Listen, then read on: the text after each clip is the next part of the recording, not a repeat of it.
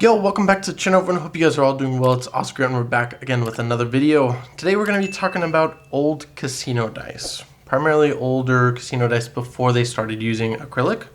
Primarily talking about acetate dice, what happens to them, what makes them look kind of like this pair of dice where it starts crystallizing, deforming, decoloring, and all about dice. So let's get into it. So back before, casinos and well, I wouldn't say casinos, but dice manufacturers, before they started using acrylic as a primary, material to create dice, back then they used to use something called cellulose acetate, or as most people know as acetate. Cellulose acetate is essentially a biodegradable synthetic material derived from cellulose, which is a plant-based polymer found in wood and cotton. So that's what they used to make dice. Now, obviously, I think most people probably think of, you think of old dice, right? You think of ivory, wood, and then maybe some other materials.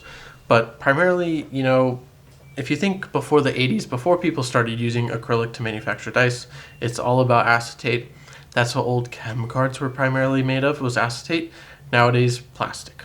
I guess cellulose was kind of like a plastic. Similar, like acrylic is kind of like a hard plastic, but it's not. Similar thing to that. So all of these old dice, these dice here that I have in my hand, which I wish, hopefully you can see them there. These are all old cellulose acetate dice. So I have dice from Riverside in Reno, which, rest in peace to that amazing casino. And then I have some Club Golden from Reno.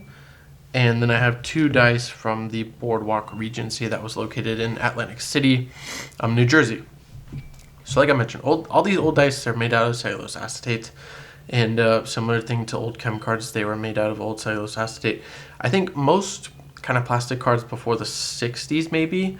And then as far as these dice go, I'd say any dice kind of before the 80s would probably have that cellulose acetate. And the easiest way to ultimately, know if your dice are cellulose acetate or made out of acetate is, over time they start crystallizing. And I wish it'd be so cool if I had a time lapse of a pair of dice actually, doing this, because I myself have, from work and stuff like that, we've had these acetate dice, have them in vials, and I remember a couple years ago I put them into this vial, or let's say a drawer, and I went to go look at them maybe 4 months ago, and the dice started crystallizing, they started falling apart. And that's ultimately because acetate, like I said, it's a polymer-based, it's a polymer-based material, but over time it has these gases that, get exposed when it gets mixed with oxygen and stuff like that. These gases are emitted from those dice.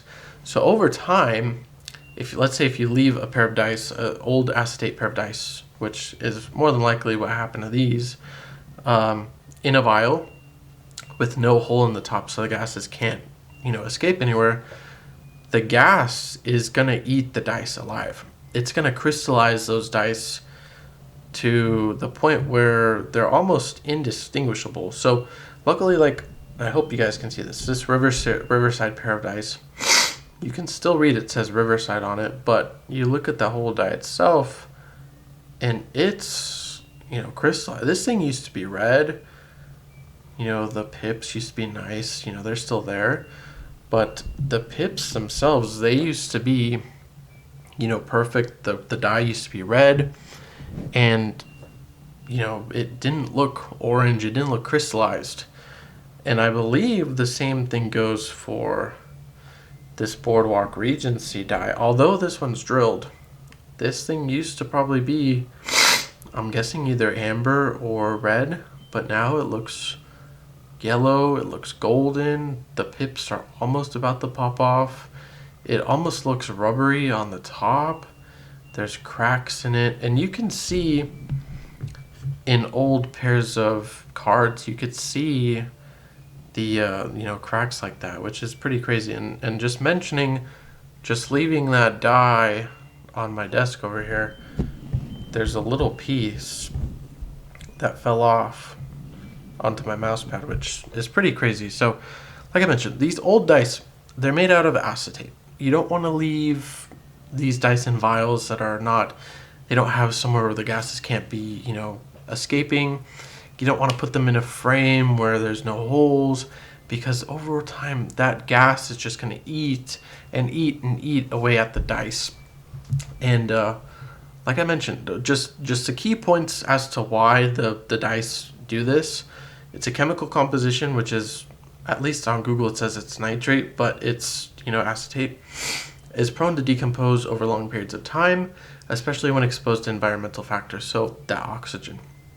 The crystallization process, as the plastic degrades, the molecules rearrange themselves into crystalline structures, leading to a visible crystallization effect on the dice surface, which you can see happening.